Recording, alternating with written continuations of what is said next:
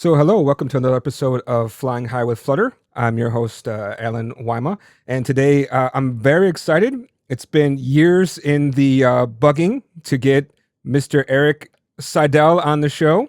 So, Pleasure to see you, or Eric Alan. Seidel is the creator of Flutter, and more importantly, let's go ahead and let's put his new title up: the founder of Shorebird.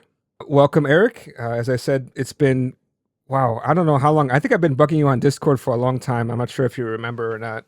Trying to get you to come on. I haven't escaped my coding cave very often, and so it's nice to get back out there. Nice to Yeah, see you. I was gonna say it's you probably have been busy with getting the product out there. I think I talked to you quite early on when you announced about CodePush, and first of all, I was shocked to hear that you weren't at Google, but that seems to be the thing to do. But it's kind of weird. It seems like everybody who's left Google that I can think of. I mean, obviously, there's more than those that can't get away from Flutter, and it seems like the same thing happened to you. Yeah, I actually originally thought I wasn't going to stay with Flutter, and then I came back. I wasn't away for that long. I went and played a bunch of golf with my dad and played with other, new tech. But I still have a problem to solve. The world is still writing everything twice, and it needs to stop. Yeah, you sent me some notes, and I thought that's again. Thanks for the notes. Yeah, you talked about you know what was it? You said that when you retire, what are you gonna do? You're probably gonna start a new company, which you Mhm. did. So is this still a retirement for you? I mean, this is the retirement company, or not quite? Oh yeah, so the what I was referring to is that you know I had worked at Google for 15 years, and they paid me well. And if I kept at it for I don't know, another half decade, decade or whatever, I probably could have retired. And I was having that conversation with my wife, and she was asking me what I was going to do when I was retired, and then I said, well, I'm going to start another company. And then it sort of hit me. It was like, well, why am I not starting another company now instead of waiting until I retire? And so I did. I left Google and spent some time off, as I said, playing golf with my dad and playing with new tech, and then I ended up starting Shorebird. Now, this isn't your first company that you started, but you also have a very, very long career that I think not a lot of people know about. And so, like I said on the show before we started, we do talk about, what is your past? And Mm-hmm. I would like to kind of talk about that. I'm not sure where you want to start because, like, your first job in tech, I believe was it installing printers, or did I get that one wrong? Was that the second one? You read the notes or some section of notes. Yeah. Yeah, so I grew up in the Midwest, where there just wasn't a lot of tech. And in high school, I started my first, company. And yeah, I installed printers. And I briefly worked for some tech consultancy companies as well back in high school and during college. After college, I got an internship at Apple. That I think was my first sort of real tech job. That brought me out to California. I managed to convert that internship into a real job. I worked on Apple's BSD team, which they do all the command line stuff for Mac OS. They still do, I think. I worked on the sync services team, which this was pre-iPhone. This was how you would sync your Nokia whatever flip phone with your Mac. And then I went to Safari, and Safari was what I really enjoyed and was there for a while until I left to start my second company, my first venture funded company. I was in Y Combinator summer 2006, so super early Y Combinator, and learned a ton from that. Um, Lots of things not to do, including not to just hide in your cave and talk and not talk to one's customers. Um, and then after that, got recruited into Google to do Chrome and did WebKit for them, and similar to what I've been doing in Safari, and did Chrome for like 10 years, and then started Flutter. I guess not quite 10 years, but started Flutter and led the Flutter team, and that's what I'm most known for is my time on Flutter. So okay, the Chrome team, because if I remember correctly, the creator of Dart, and I'll look up his name while you're talking on your next turn. I believe he was part of that founding Chrome team. So like, how soon was Chrome started that you happened to start on the Chrome, or happened to get onto the Chrome team? Like, how long was that going for? Do you know? I think they've been going maybe like a year. They were still south at this time. They had a fork of WebKit that was like a year or two old, and my first job was to bring it up to speed. I was the first reviewer of WebKit employed by Google. WebKit has a a 3-tiered system where you can, you're read only, then you can commit, and then you can like review other your people's commits. Many open source projects have similar. You might be thinking of Lars. Lars started Dart, and before that he did Hotspot, which I think turned into, it was a Java VM. This is I'm telling someone else's history, so I'm probably getting it wrong. But he did a Java VM and then the V8 team, and the V8 team was essential to the start of Chrome, because Chrome's whole idea was about speed, safety, security, that sort of thing, simplicity. I'm blanking on all the S's that they used to have. No, I just had to look up the name. The fastest way to look this up, go to Wikipedia, obviously the thing that we all quote. So who I had on was actually Casper Lund. Oh yeah, Casper, yes, great guy. Casper. Yeah, so I think I heard but now that you talk about Lars, actually I did hear an interesting story, I believe, from Kevin on the Dart team. Kevin Moore.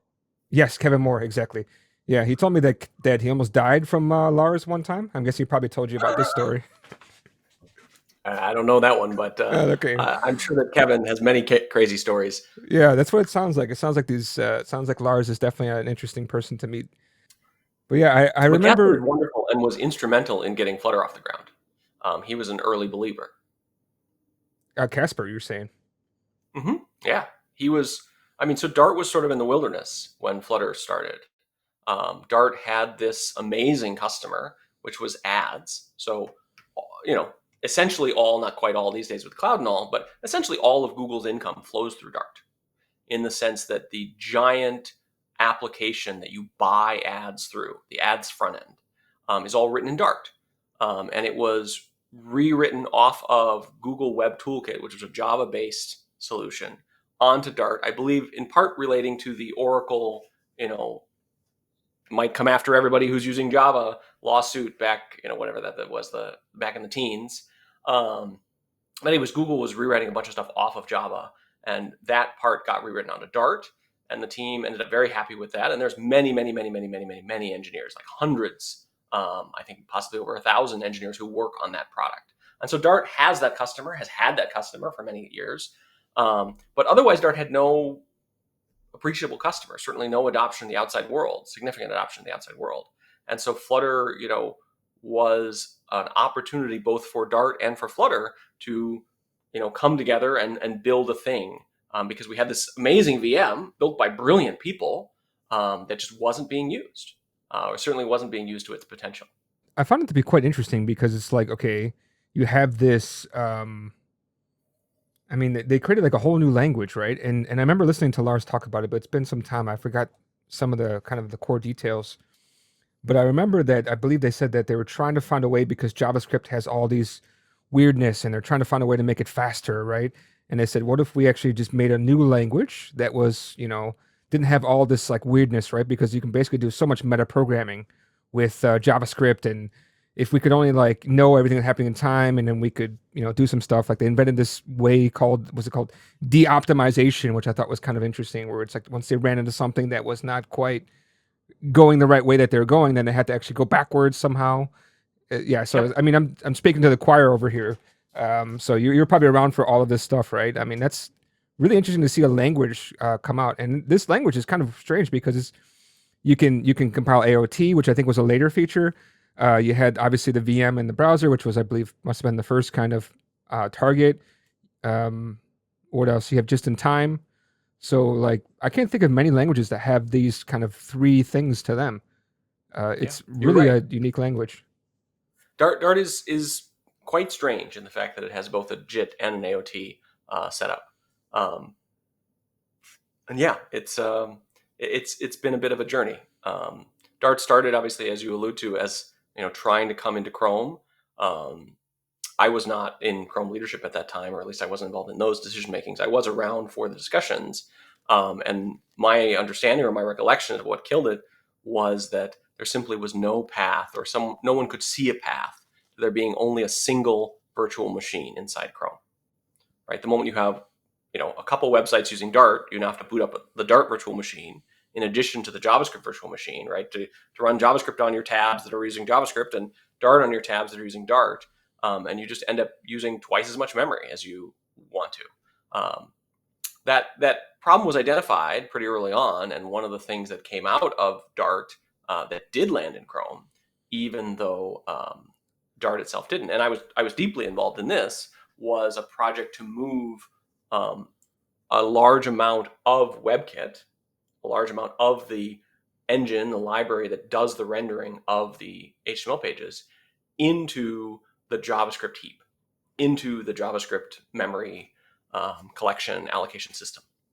And that came as a part of trying to make a generic GC garbage collector out of V8 that could be used both for big sections of WebKit, but as well as potentially supporting a second VM.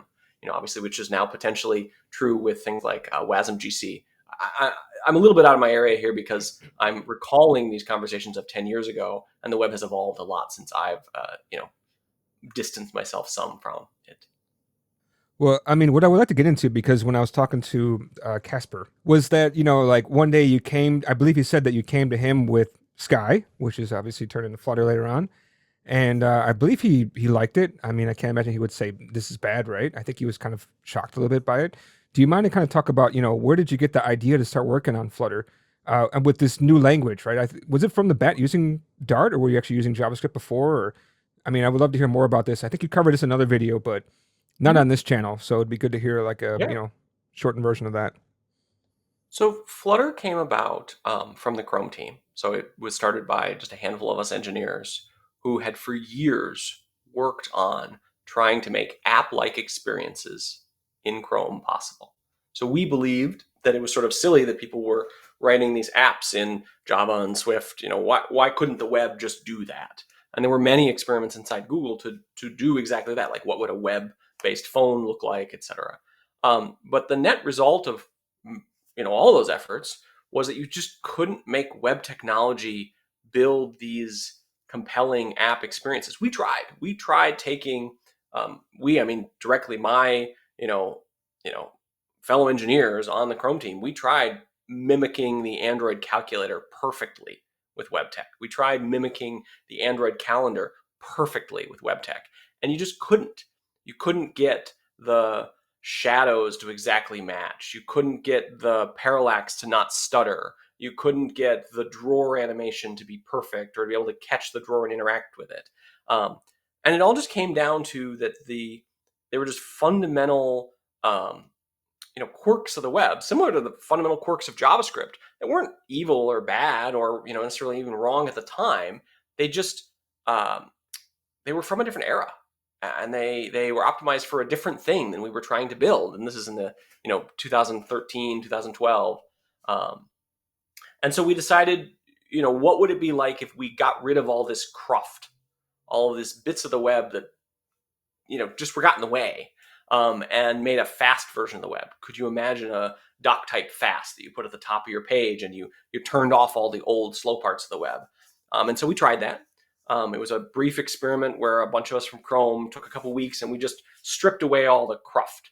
And the good news was that it made the benchmarks go, or some of the benchmarks go, up to 20 times faster, showing us that there was just so much stuff that we could dig out of Chrome and hopefully still leave this kernel of good, amazing web tech.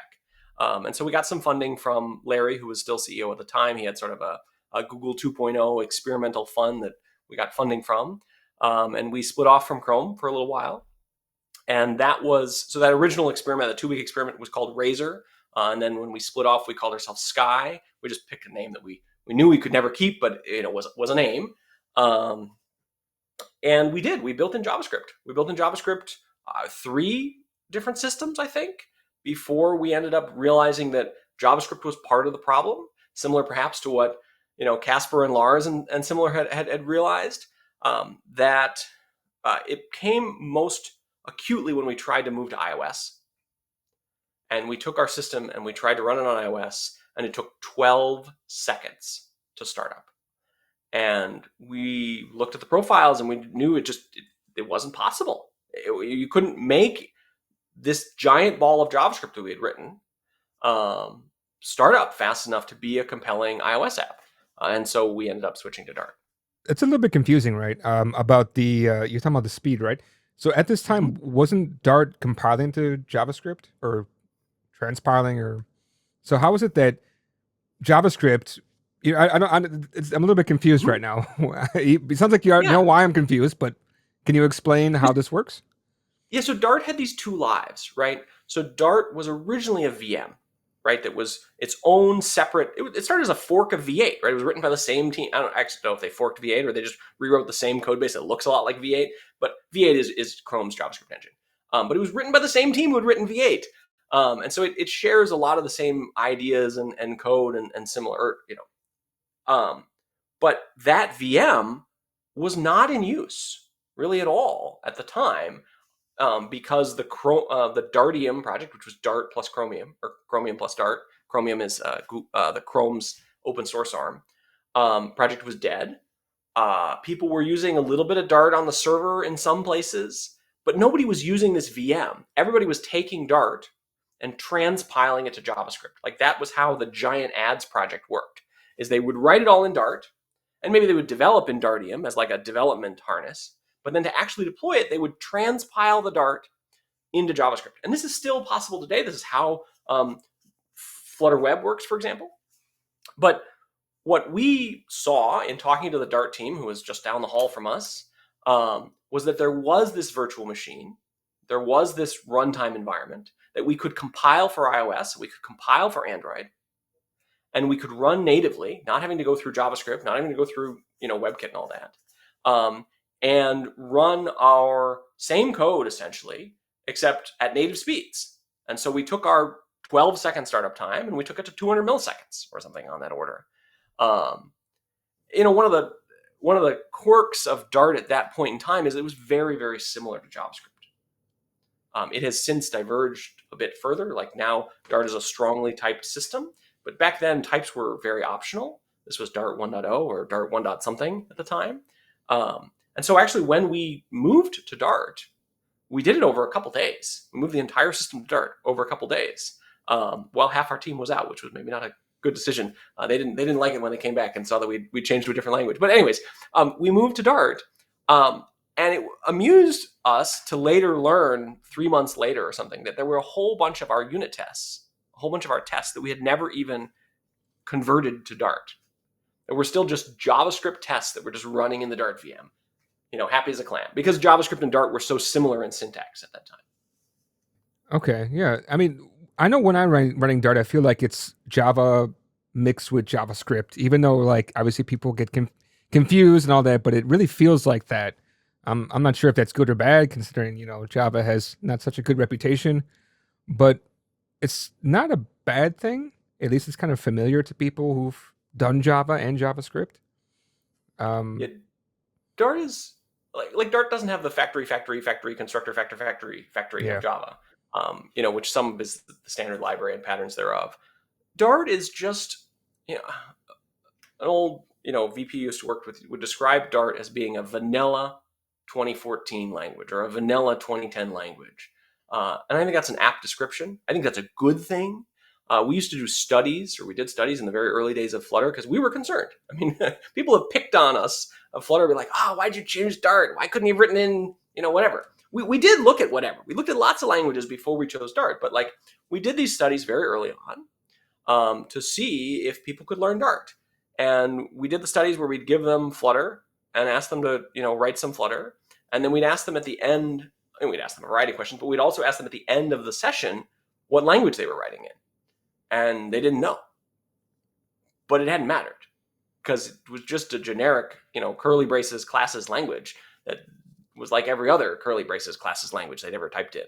And so, yeah, Dart is just kind of a generic vanilla language. Obviously, it's evolved some since then. It's got some cool stuff in it now. It's moved to more strongly typed than it used to be, but it's intentionally small. It's intentionally simple. It's intentionally trying to be easy for you to learn, and be like every other language you ever learned. yeah. I mean, definitely. I think this is one of the first times where I could actually, I think I got at least 1 to 2 apps out before I was like, wait a minute, I need to actually learn Dart because I'm running in some areas where I don't quite know how to do what I want to do. I mean, because I've been programming for a while, so I know what things I want to do, but I don't know how to do it. Um, But also, yeah, the syntax. I mean, yeah, like you said, you're writing something. You don't really need to actually know Dart before you start to write Flutter, which is kind of weird. Hmm. And it seemed like there's also a lot of influence onto the Dart language from Flutter, right? Because it used to be you have to use the keyword new a lot before, right? Yep. But if you start seeing new everywhere, that gets really complicated quite quick when you're doing all this Flutter stuff. So I'm guessing that Yep. removing the new keyword, or at least not requiring it, was probably the influence of Flutter onto Dart, or am I wrong? Oh, definitely. I mean, it's never unidirectional, right? It's not like all the Yeah. smart people were on Flutter and they told all the whatever other Dart people. No, it was a collaboration. But as the teams got closer, there was a lot of cross pollination, both in terms of like who worked on what, and good ideas. But one of the topics early on was what Seth Ladd, who was I think one of the first PMs on Dart. Famous DevRel, for Dart. If you were paying attention back in the early their tens, and now is a lead PM on Flutter. Was our first PM on Flutter. Anyway, so Seth Ladd went on a quest for UI as code for a while. How do we make this code, um, language that we write in, Dart? How do we make it look more like a UI template? How do we make it easier for people to work with? Because we explored a DSX, a JSX kind of thing, and it just never quite was the right fit. And so we went with how do we make the code more beautiful? And one of the things that came out of that was deleting the new keyword. One of the things that came out of that was adding trailing commas to control punctuation at the time. One of the things that came out of that was, or later came out of that, was the splat operators. So you can have take lists, and maybe it wasn't the splat operators. The inline for and inline if in collections. But Dart has made lots of changes to the language, inspired by the fact that they now have millions of Dart developers who happen to write Flutter, but are also going to write lots of other things in Dart. That's been one of the fun things about our company, which I'm sure we'll talk about. But our current company is we write everything in Dart. It's not We don't really write any Flutter code because we don't ship any apps. We obviously write libraries to support people shipping Flutter apps. But for our internal usage, we don't write a lot of Flutter, but we write lots and lots of Dart. And you can do that because it's a generic language. Yeah, I think people start to forget that. And actually, you're leading me to a question which I'm curious to hear your thoughts about. I asked Kevin more about this one. Um, so the question is, at some point, Dart and Flutter began shipping at the same time. Mm-hmm. Do you have any thoughts like about that? For me, my personal thoughts is that I don't like it because I feel like Dart cannot become its own thing once you Mm-hmm. start to ship them at the same time. But at the same time, I can also understand you kind of have this like Ruby Rails thing where it's like they kind of Mm-hmm. evolve alongside each other. What are your thoughts on this? I think one of the lessons that I've learned in building products is that it's really important to have a customer. It's really important to have an end goal. And I think that it's too often that folks like myself who are engineers and like to hide in their engineering caves don't talk to customers and just imagine some perfect solution. And I think one of the things that we tried to do with Flutter was to always have a concrete instantiation of the thing we were trying to do. And so in some ways, Flutter is that for Dart. Obviously, Dart has other use cases, but like the way you reach millions of people is you do a thing for Flutter, on Dart. But similarly, this is also has produced some tension, within Flutter. For example, people would like material to be separate or Cupertino to be separate. And that's not a bad goal, but at least initially they were intentionally part of the framework. They were intentionally part of the whole thing because they are the final step to reaching the customer. And if you otherwise just imagine some intermediary step, you just always get it wrong. I don't know if I'm making sense, but like trying to build a generic thing for all use cases, you end up building, something that doesn't work for anyone. Whereas if you build a concrete thing for one person or one use case, at least it works great for them. And hopefully then you can, also make it work great for their neighbor and the next over. And the same thing, I think that same principle plays out in this, example too, is that like, I think it is making Dart better by simply making Dart better for Flutter. And that's not to say that Flutter is the final end goal for all of Dart. I'm just saying that's a way to get users now and fund the improvements that you want to do to the core language. And then you can take those core language improvements and use them for other things. I do think there's risk of things like Dart getting captured by things like Flutter, but again, we use Dart for everything, not just Flutter. And I think that risk is pretty small at this point. Okay. No, it's a good point. I do like your analogy. It's like if you try to make it good for everything, you're going to be good at nothing, right? It's a really good point. But let's start to kind of move forward, right? Because your history is too long, and I would like to talk a little bit more about what you're doing now, right? So, I mean, you were working with Flutter for a while. You obviously at some point you got your own team. We don't need to go into all that, and you led Flutter for a while, and then there obviously becomes a point where I think probably you just felt it's time to move on for various reasons, right? There's not just one thing, I think. So you semi-retired. I did check out your LinkedIn real quick to make sure I didn't miss anything. I did see the word retired there for a while. I think it was just a couple months or something. I can't remember. It wasn't very long. It was just 2 months. Yeah, and then sorry, what were you gonna say? I had negotiated with my wife that it was going to be 3 months, and then I was going to start finding a job. Okay, but I think the job kind of found you, right? I remember. I think I chatted with you over Discord real quick, and I think you said people were kind of beating on your door, asking, hey, we want you to do something. What do you want to do? I think that's what it was. Some VCs were beating on your door, right? I did have some sort of surprising outreach when I left from some investors. It wasn't like I was, beating them off with a stick, but one investor in particular, who we didn't end up taking money from, but they were very helpful in the creation of Shorebird and the inspiration of Shorebird. They wanted to invest in Flutter. And they wanted to know if I was going to start a Flutter company. And I think that outside interest really encouraged me to go talk to, to re-engage with the Flutter community, talk to former Flutter customers. And, one of the things that happened from that was I just was on these calls with these people who I knew so well from my past life and was now faced with the fact that they had pain. They had things that needed to be solved, but now I could actually help them. Because Google is full of lots of smart people, and lots of great ideas. But like all things is run off of incentives.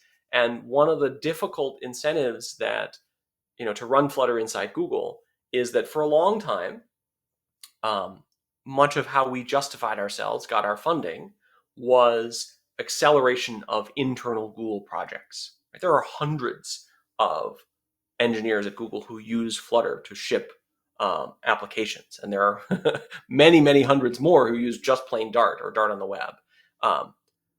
But those engineers operate in a very different world than you do as an average business. They have access to a whole bunch of technology, some better, some worse, but the specific, Google flavor technology that isn't the same as yours. And Dart grew up in that world for, many, many years. And so, this creates some funny incentives on the outside world. So, for example, people complain about generated code, build runner, Dart's JSON support. All of those are non-issues inside Google.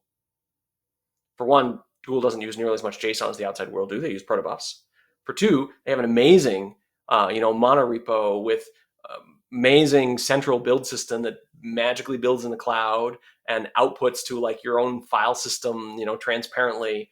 And so they've solved all the code generation problems. But that creates these like pockets of Dart and pockets of Flutter that Google doesn't use. And so as much as we, the Flutter team, or we, the Dart team, wanted to make those amazing, that ran counter to the vast majority of our incentives. And so what that results in is that we, Flutter, again, I no longer speak for Google, but we would produce a puzzle piece. It wasn't a complete picture. It was a puzzle piece that fit really well in the Google puzzle, but you didn't have the rest of the pieces. And so, yeah, we maybe gave you some like sort of kind of working pieces. And that's one of the exciting things about this journey that I'm now on, is that I get to align my incentives because I don't have any internal Google customers and never will, I don't think. Instead, my customers are you. My customers are all the businesses throughout the world who use Flutter. And of course, I'm going to support, GitHub Actions and Cirrus, and Bitbucket and all the various tech that you use that Google doesn't use. And I'm going to fill in all the pieces like CodePush, which I'm sure we'll talk about in a minute, to do the things that you need to do, but you don't have Google's tech to do. That's a really good kind of question to talk about, right? Well, we can brush out quickly on you're working on CodePush. Let's brush quickly on this because I want to talk about just before you got to doing Sure. CodePush as your main. Because I remember there's this long thread. I'm sure you've seen the thread. I'm sure you get pinged all the time on the thread. There's this long thread of on an issue talking about CodePush, and it's like still no CodePush, still no CodePush. Every day somebody would write a comment on this one. I think Ian Hicksey also would reply, "Oh, we know about this one." It just seems strange that, I mean, obviously I'm not there, so I don't have the full context. I understand it seems like every team has their own style of code push within Google. It just seems to, like, as an engineer, like, why not build something that is basic that Google could use, and they can make it as fantastic as they like, but some kind of building block, and then let the community kind of build off of that too, do their own thing too. Like if Flutter had something at the center of it, why is it that Google thought that wasn't something good? I mean, this part is hard for me to understand, but I think you get what my question is, right? Yeah. Yeah. So as you said, Google does have CodePush. They have lots of CodePush implementations. They have multiple for Flutter. I think at least 3 that work with Flutter. And that's just because all large applications use CodePush over-the-air updates. So CodePush is the ability to update your app directly, just like how the web works, right? When your customer goes to your website, they are always using the latest version of your app. When your customer opens your mobile app, they might be using a version of your app that's a year old. You don't know. CodePush solves that problem. It makes it so that when your customer opens your mobile app, they are using the latest version of your code. And when you're a giant app, say you're YouTube or TikTok or Facebook, again, all of which have built their own CodePush solutions, it's a requirement because when you're running a very large app, right, you have clients who are connecting to your servers who might be many weeks or months old, or that can be if you can't update them. And that's just a really big burden, when you have billions of apps, even if or when you have billions of clients, even if you don't have that many large numbers, it can be important to have everybody be on the same version for fairness, for example. So games are a big user of CodePush. They typically do this through Lua, but they need a way to make sure that all the clients connecting are using the same version of the game so it can be fair, so it can be competitive. But the same thing happens in like non-gaming environments too, like it happens in markets, right? Say you have a buyer and seller. You need all your buyers and all your sellers to be using, the fair version of your market. Anyway, so businesses need to be in control of updating their, end user application experience. And obviously, all the largest companies, all the largest apps on the stores see this, and they've solved this problem. But this problem wasn't solved for, you're just normal, doesn't have a 100-person engineering team, Flutter business, and so we solved it. Okay. You were asking me actually before interruption why Google doesn't ship these things, and I think that goes back to incentives. So I think it's really when you're operating, I don't know, I've never run a 200,000 person company, but I think when you're operating a 200,000 person company like Google is, one of the constraints is you have to simplify things. You have to imagine having a story that makes sense to someone. And I think you have a marketing question, a product question when one part of your organization ships things that work on, platform X, Y, and Z, and another one of your organizations only supports X or only supports Y or only supports Z. And I think maybe we could have launched a Firebase CodePush or something like that, because Firebase is this sort of multi-platform brand. But I think Google already has a way to ship apps, already has a way to update apps, and that is the Android Play Store. And I think the question is, could you have Play Store CodePush? But then why does CodePush only work on iOS, but not on, I think you have a marketing product design question that was well above my pay grade. And we were never able to convince the powers that be that we should take one of these solutions and ship it. Again, this gets back to the puzzle piece question, right? Because those pieces of the Google puzzle were to solve Google problems. Those were written by separate teams. And just because Flutter, the ecosystem, had these big problems didn't mean that Google's solutions were going to be the right way to solve it or was going to be a feasible thing that Google could ship. And so here again, now that I'm on the outside, I can solve all these problems aligned with, your as a Flutter business's incentives. Okay. It makes sense. We do have a question from the audience. I'm not so sure if you can answer this one anymore. Should be able to. There we go. I saw that one point of Flutter roadmap for 2025 is that to reduce the Flutter web app size. Now Flutter web app bundle size is 28 megabytes for a counter app. What will be the bundle size after the roadmap accomplish? I don't know. That surprises me that the Flutter bundle app for web is that large. I knew it was large, but I thought it was only a couple megs. That would be an excellent question for Kevin Moore, who last I knew was the PM in charge. He's KevMoo, very easy to find on Blue Sky, Twitter, Discord, etc. I'm sure he'd be happy to answer your question. But my guess is that maybe that's not compressed size, or I don't know. Those sizes sound large, but Kevin Moore would know. But now let's kind of start to come back to Shorebird, right? You got this idea. So you're talking to these customers, and I believe you told me offline that your first product you thought would be Dart Cloud Functions. Did I get that right? Where did you get the idea for Dart Cloud Functions to be like the next product that you'd be like to work on? So that came from these conversations when I went and talked to a bunch of customers, and the customers just came with a whole list of complaints, and one of those complaints was that they had this bifurcation this divide between their client code and their server code, and they really wanted to be able to write their server code in Dart. In fact, I talked to multiple customers who had written their server code in Dart and then who had given up due to difficulty hosting the server code in a variety of ways. And so that just seemed like, Dart on the server seemed like the problem to solve. This was before ServerPod, et cetera, and before Celeste. And so I wrote up a Dart functions.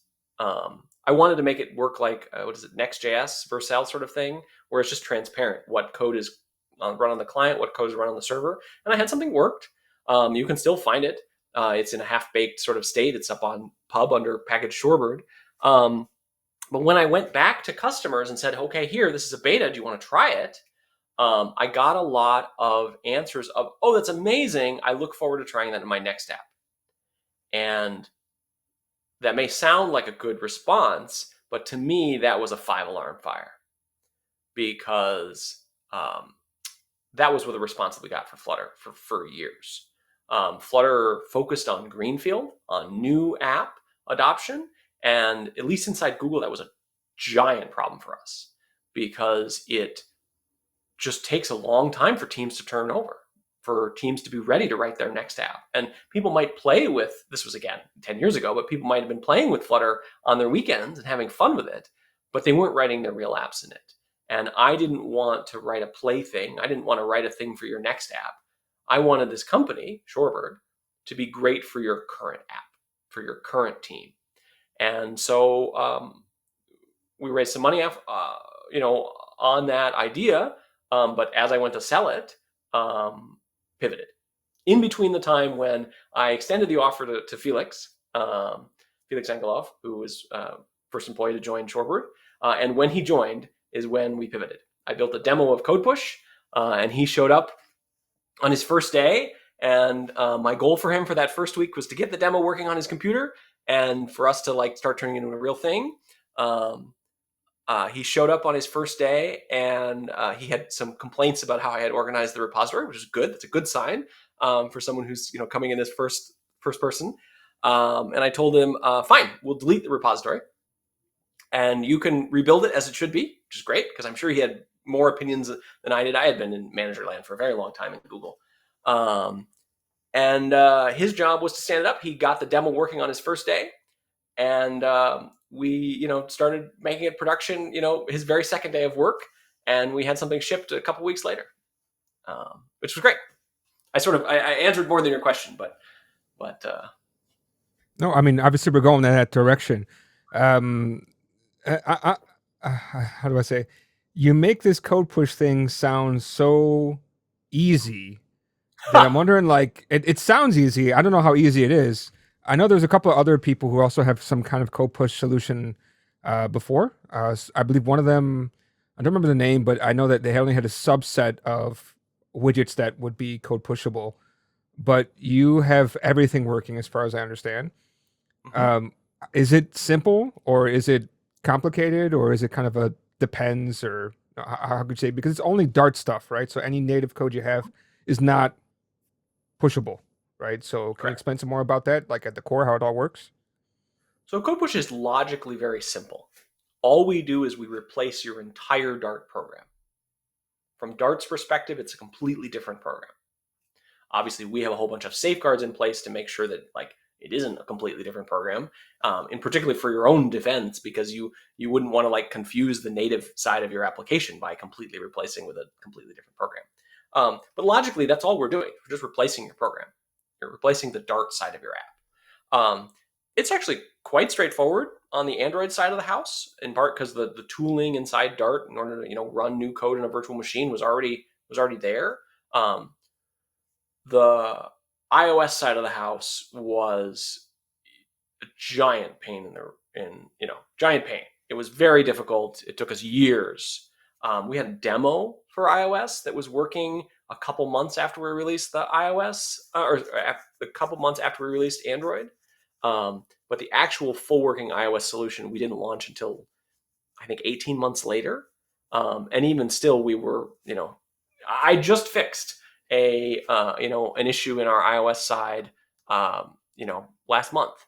I think we're largely done at this point, but it took us almost 2 years to make a fully working iOS. And the complexity there is all the store compliance. So what we do is we help you comply. So CodePush is at some level very easy to do, simply, but it is very hard to do secure and store compliant. And we do those two things importantly for you, because obviously you don't want anybody else to be able to update your app, A, and B, you don't want to violate the store's terms. That's an agreement that you sign with the stores. We don't sign on your behalf, obviously, but we want you to be able to sign it in good faith and comply with their terms. So the store compliance technical issues are that you have to run inside a virtual machine on Android. You can do updates because people do, right? A, people do, and B, we don't do anything you can't do with a web view. So you can do updates as much as you want. They just have to be in a virtual machine on Android, and they have to be an interpreter on iOS. And Dart didn't have an interpreter, so we built one. And then the real complexity is not, can you run Dart in an interpreter? Again, we did that in a couple months. The problem with that is that it's slow, because interpreters are slow. And so the whole complexity of our iOS solution is we had to change the Dart compiler to compile in a way where we could replace functions on an individual function level. And then we had to teach the system to compare, hey, this is what you shipped to the store initially versus now this is what you want your Dart to look like. And decide, okay, these are the 3 functions that you changed. And the other, 100 million, or not 100 million, 100,000 functions or whatever you didn't change, right? So, and then be able to update just those 3 functions and run just those 3 functions on an interpreter in your production app. And that was all very complicated. It works great now. We pass all the Dart tests, etc. But it was very complicated to do. Let's walk through this to make sure I understand this correctly. So I build my app the first time. I kick it out, right? It's just a plain, Dart native compiled app, right? Yeah. Now I add Shorebird to it, or I already had it, or whatever. Right? When I do my first code push after an initial, app out there. So you're saying that those, let's say I change one function. Yes. So you're saying that particular function and nothing else will be interpreted. Correct. So when you use our fancy iOS setup, So you've built your original app and shipped it to the store, and then you build your updated app, what we call a patch, right? So you build your new app that you've changed, you fix some stuff. We compare the two, and we compare the two for a variety of reasons. One of the reasons we compare is to make sure there aren't any native changes, right? We don't want your new Dart code to depend on some differently changed native code, because we can't update the native code. That is in violation of the store rules. So we can't update the native code. So we just send new Dart code.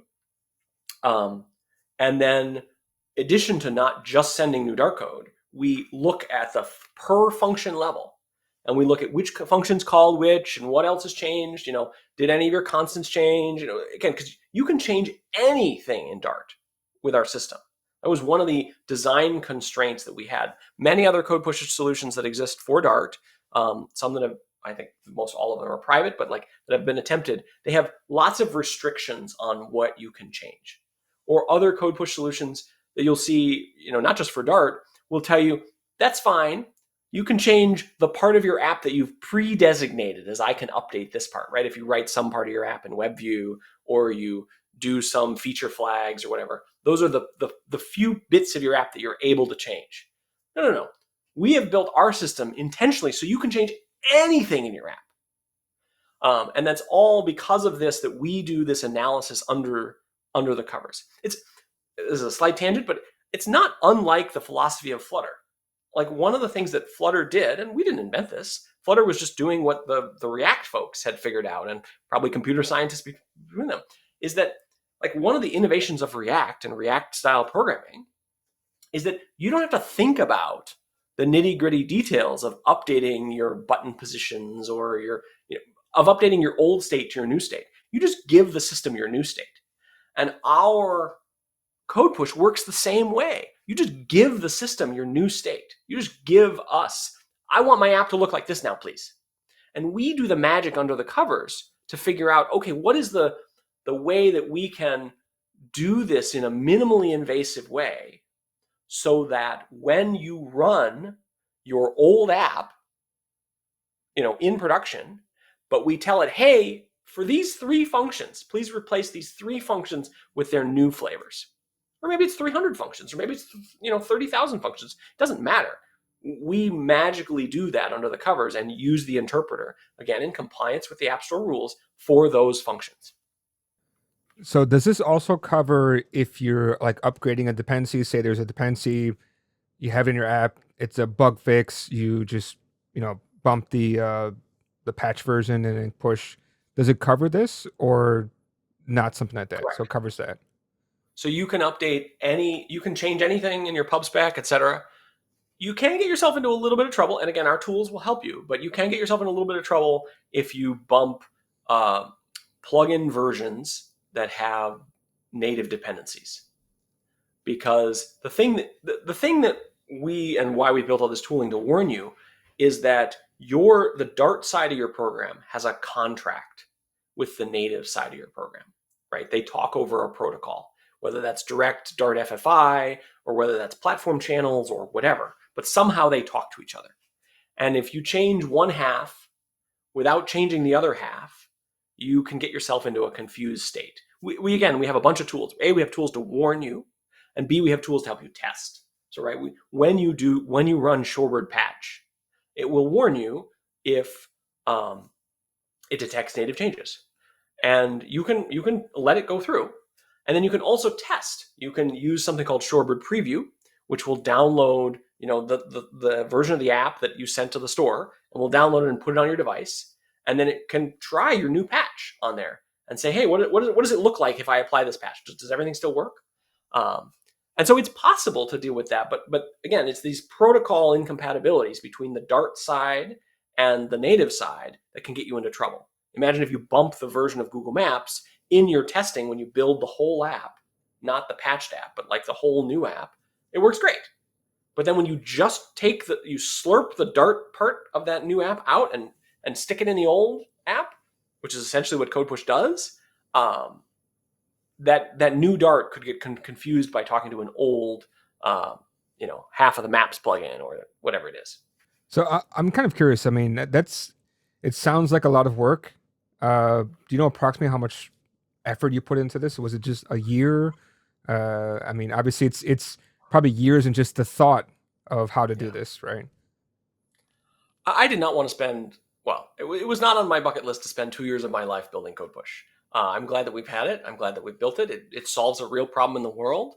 Um, but yeah, it's probably been about 2 years because we Okay. started the company in January of 2023, and we released, I think, our first Android beta in April of 2023, maybe March or May, something early spring 2023.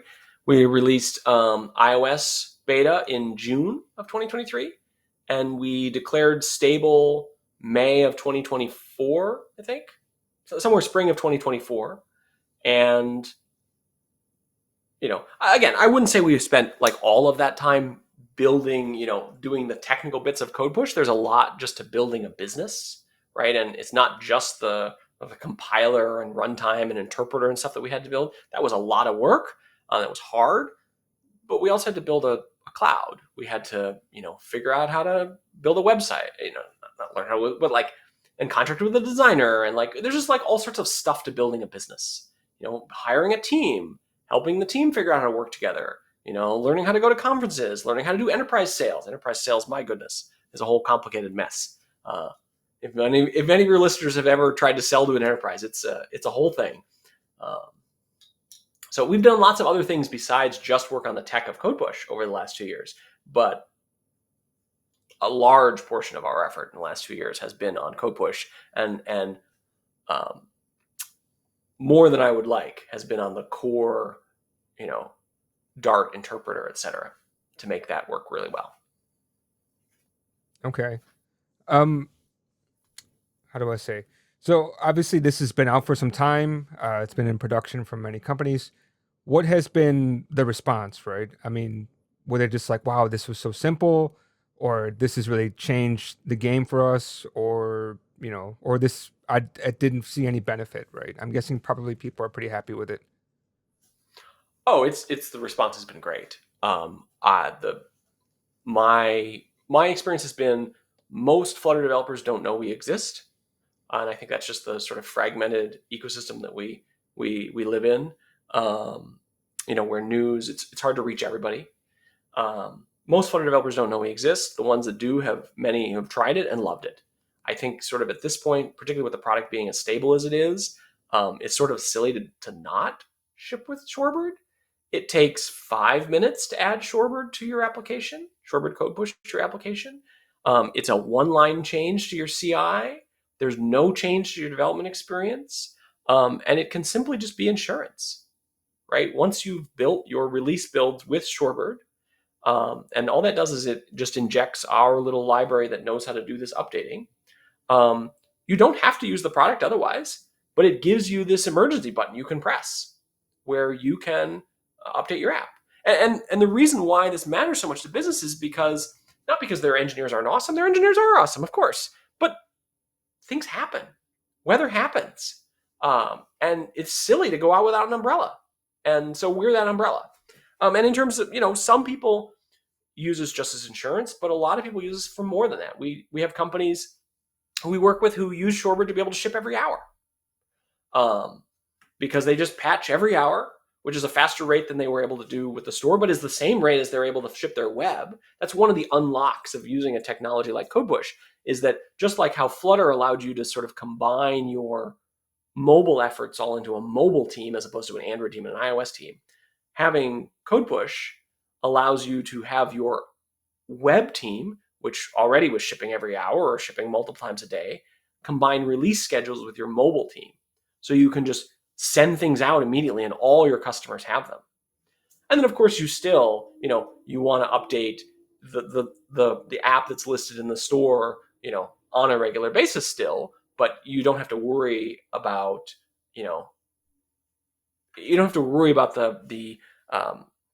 the variation that can come through working through someone else's release pipeline. So it looks like we have a happy customer here. Started using Shorebird in my company around last quarter of 2024. It's been amazing so far. So that's good to hear. Yeah, I was just looking at your pricing. Your pricing is quite cheap, I would say. I mean, it's not. I mean, for a business, it's going to be it's pennies basically, if even that. Yep. Um, The idea is that pricing is not intended to be an obstacle. I am I am not trying to build the CodePush company. I am trying to build the Flutter company. CodePush is a piece of what we build, but I am trying to build a company to fill in all the puzzle pieces that are missing for Flutter businesses. And some of this comes out of my experience at Google. One of the things that happened since I led the Flutter and Dart teams is I would get called into these cloud sales meetings, where cloud sales meetings are one of the few ways that you as a business can actually meet with a person at Google. And so these businesses would come, and nominally they were there to talk up their cloud deal. But often they wanted to talk to me because they wanted to sign a contract with me. They wanted to buy Flutter and not like own the project. They wanted to like buy a success with Flutter. They wanted to know that like they were investing in the Google ecosystem, investing in Flutter, and that they were going to be successful with Flutter. And Google had no ability to sell them that.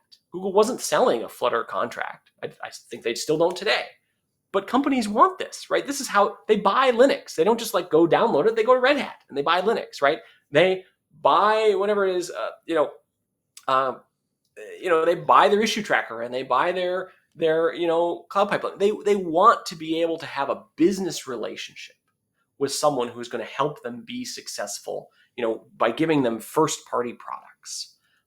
And so that's what we're trying to be. We're trying to be the first party Flutter company. We're trying to be the one who gives you the solution that of course works in all the places that you might take Flutter to. And I think if we're successful in that, and if I'm successful in aligning our incentives with our customers' incentives, which I was not able to do at Google, then hopefully we'll be able to fund Flutter if that's ever necessary. I hope that Google will continue to fund Flutter for many decades to come, but if they don't, I'm here to do so, and that's the company that I'm building. yeah, that was sorry. There's a couple things you touched on, but one thing I do want to talk about because I'm just browsing on the site while you were talking. So you do already support desktop. Correct. So that's great to hear because I thought it was mobile only. I remember Android first came out and I was like, oh, that sucks because I have, like everybody else, I'm sure you probably may also have an iPhone, right? And then of course iPhone came afterwards, but I don't recall desktop support when that came out. It probably wasn't talked about too much because I think it was people. earlier this year, but Oh, you're okay. getting at the point of that we're just a bunch of engineers who hide in our cave, and Yeah. we're not very good at getting out there. No, I think actually I'm in the Discord, so I often will get the annoyed like, hey, at everybody, blah blah blah, and I'm like, I don't know why that's annoying, but at the same time, it's really weird. It's like I want to know what's going on, but at the same time, like I don't know, maybe because I'm up at 5:30 my time, which is that's like 5:30 p.m. New York time, right? So it's like as I'm waking up, like you get the at everybody, and it's like, oh, I'm just waking up. This is too early for news for me to read. Mm. But actually, I do want to go back to the you're talking about what's kind of the how do you say that, the goal of what's the point of Shorebird, right? So I remember that Shorebird, it came out. I think the question was what's it going to be? I think that was the first thought that came to my mind, and then CodePush came out, and then I originally thought that okay, this is all Shorebird's going to be doing, but that's not quite right. That's just the first product of many. Do you Not at all. know the next product? I mean, or this one still has a lot more work before you go on to the next one, or that's being worked on and not going to discuss? We're just starting to look at a second product. Again, we're a small team, and CodePush has really consumed us. I think early indications suggest that we will likely make our second product move towards the development side of Flutter more than just the release side. Like one of the quirks of Shorebird today is that it's a release only product. You don't use Shorebird during development at all. You use your normal Flutter.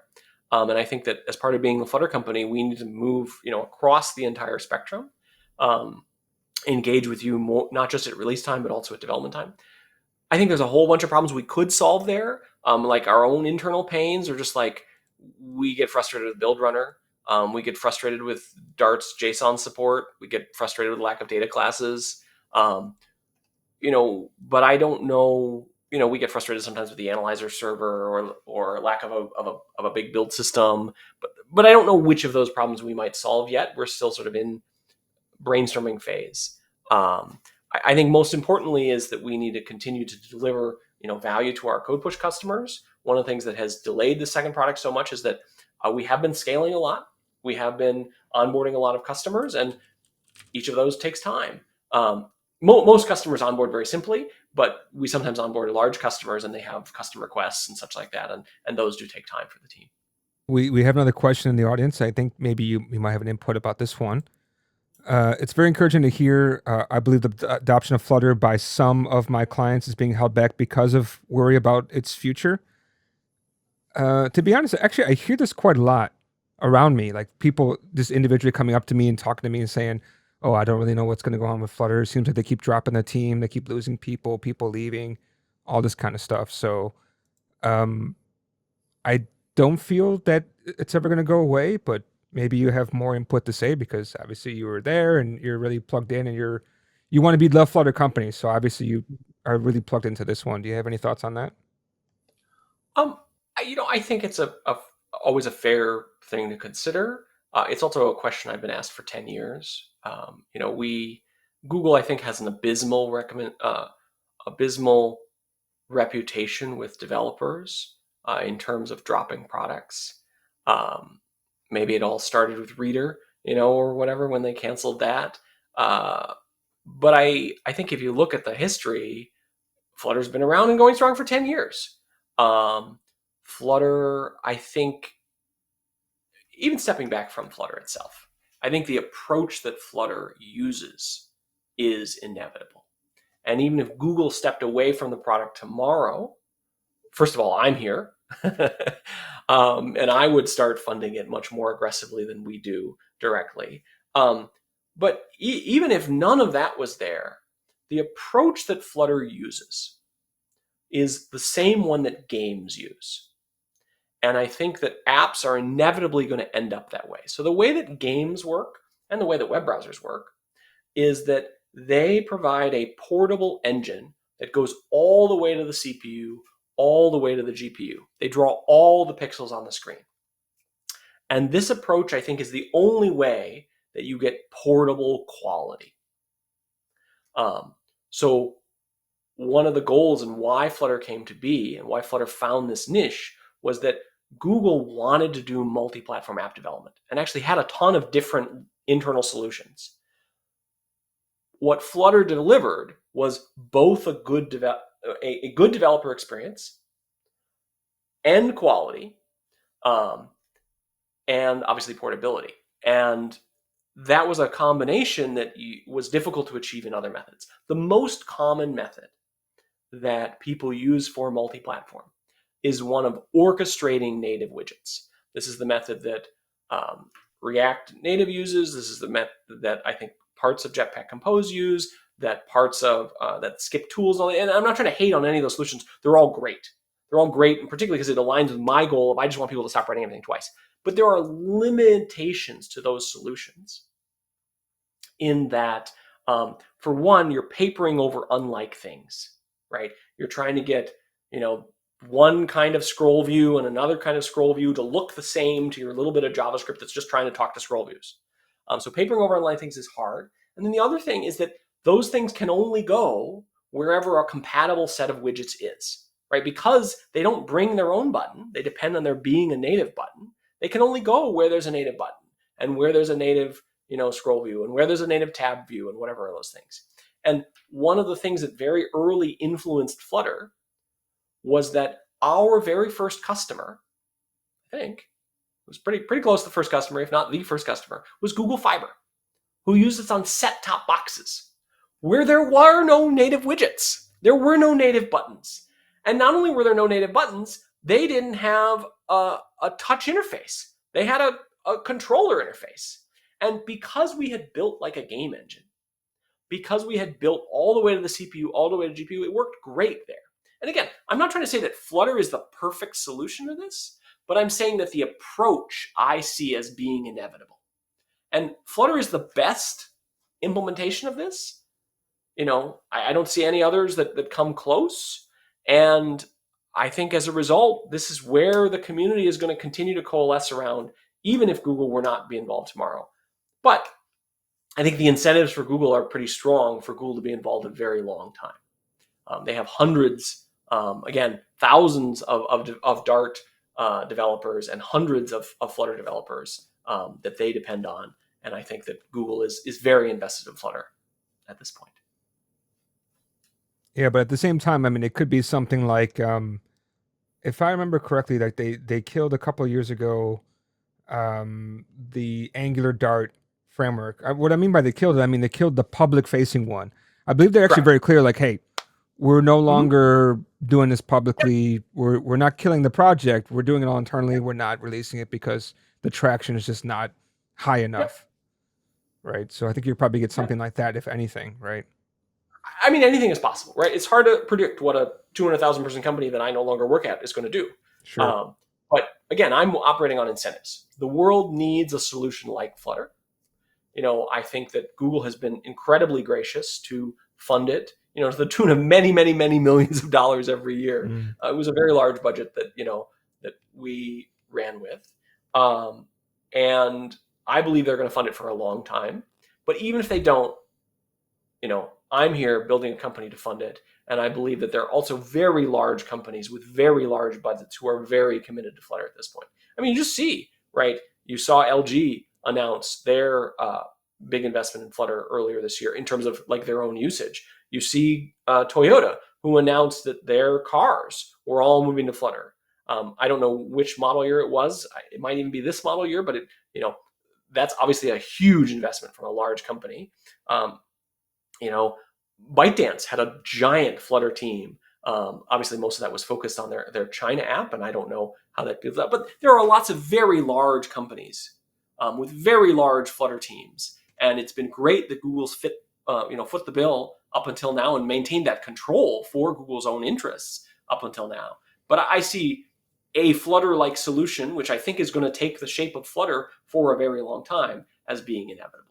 I do have a question for you now. You support Android, you support iOS, and all the other platforms. Are you going to actually be looking at Harmony OS? Because I know that there's some interest from Google with regards to Flutter looking at Harmony OS. We don't currently. I would love to support Harmony OS. Just personally, I think it would be really good for Flutter. Yeah. If any of your listeners are involved in Harmony OS, please reach out to me. We should talk. I think that variety in the OS platform space is incredibly good for Flutter, because the core thing that Flutter solves is, again, high quality portable software, right? And the more places there are to port, the more places that people care about, the more value that has. I think that in many countries, there's only one or two OSs that people care about, or one or two OS vendors, maybe three, I guess. And I think having 4 or 5 or 6 or 7 is a good thing for the world. And Flutter is happy to go to all these places. I think the difficulty has been I have not had I have not yet met my partner, inside the Harmony OS team to work on this sort of stuff with. Okay. We may want to talk because actually I'm talking to another person in the mobile space about Harmony OS, and I have a couple of contacts for them. So Great. if you're interested, we can definitely discuss some more later on. So at some point, you are going to have at least one more product in the coming. Do you think it's going to be this Many year? more products. Many more. I expect we will ship a second product this year. Yes, sorry. Like towards the end of the year? Likely it will be sooner than the end of the year. I Okay. don't know exact dates. We bit off way more technically than I wanted to with CodePush, and this next product I expect to be much simpler in technical nature. The CodePush that we built, honestly, very few other people in the world could build it like this. And I'm not trying to beat my own chest. I'm just saying it was just really, really hard. You need deep knowledge of the Dart VM and know how to do ARM64 and all sorts of this crazy assembly stuff that we've done. I don't want to do another one of those, at least not as our second product. Maybe our third product can be some big, crazy technical exploration, but I'd like our second product to be much simpler. Okay. There are probably some companies that you may know that are actually building for all platforms, including web. Is there a possibility that you could actually just have Shorebird actually handle everything, including web. I mean, obviously, web doesn't really need this kind of code push, but to be able to generate like a patch of some kind and then just kick that over to the web browser and just update those few or even one file. I mean, I think Flutter will be going more towards the WASM space. So to update your WASM, that'd be kind of interesting. Are you looking at doing something like that too, or no? So I think that we would include web in our product as part of supporting the entire release process. So one of the things we've talked about is expanding to say, whether it was that we would, take on CI/CD either through a partnership or running our own machines, but where you just you type Shorebird release and it just kicks off the entire process, including maybe submission to the store. One of the things that we've been asked for often is, hey, can we in the Shorebird dashboard, in the Shorebird console, send an alert to that release that you need to go get the store version, not just the Shorebird patch, but the actual store version, because we need to do some native changes as well. Or like we could imagine lots of ways in which we could expand the release side of our offering. And I think when we did that, maybe we would also do the web hosting for you, or help you do the push to the web. But as you mentioned, web technically doesn't need the code push, because it is not that the web blob is sitting on some client somewhere that you don't control. The web blob is always sitting on your server, like the compiled web app is sitting on your server, and every time someone uses it, outside some cases with PWA, which we probably could work with the Flutter team to improve the PWA updating experience, but the web blob just always comes from your server every time. So you don't need to push because your clients are always polling. Okay, yeah, no, that definitely makes sense. I was just thinking, like, since you're already supporting other platforms, this makes sense that if you do have a web component, you will just say Shorebird patch and then just patches everything, including web, or even just a full re-upload at that point. Makes sense. Yeah. I think we could definitely support something like that. Okay. Yeah, I don't think I have any other questions. I don't see anything else in the board. I mean, is there something that you wanted to get to that we didn't get to? Yeah, I guess the thing I would leave your listeners with is please tell your friends. I believe that we have a great solution. As you have guessed from my history, I'm an engineer by trade. I like to hide in my engineering cave and type code. A lot of people don't know we exist. The people who do love the product. You can go to our website and read lots of testimonials from very large applications who love being able to use Shorebird. So please tell your friends, because I think they would enjoy using our product. You can check us out at shorebird.dev. We didn't do a demo today, and I didn't plan to, but we have lots of demos on YouTube. And I think you will find that our product is very easy to use, takes next to no time to set up, costs you nothing, and is worth your time. After looking at how cheap it was, I'm like, actually, maybe I will add this to my next project. If I have 5,000 people using it, I'll be pretty happy. So I think I'll definitely be in the free tier just to give it a try. I mean, other than that, yeah, thanks for coming on. I'll definitely have to give this a try. I'm looking forward to see if this is going to solve some problems, because I just remember in the past, like I had a client and he's like, oh, you always have like a typo, right? You spelled something wrong. Yes. And you just want to be able to patch that. And it was very frustrating because, when you first release your app, you want it to be perfect. And all of a sudden you find out that you type something wrong, and then you're like, oh, we got to quickly, patch this. People are going to be judging me based on this app. So having that would be really great to have. Well, thanks for having me. It was great to see you. Yeah, definitely. Thanks for coming on, and hopefully we'll have you back on again sometime. Because I love to to see what else you guys are doing. Now that we have the Eric Seidel working on things, it could be interesting to see how you could take all this years of knowledge and see what you can come up with.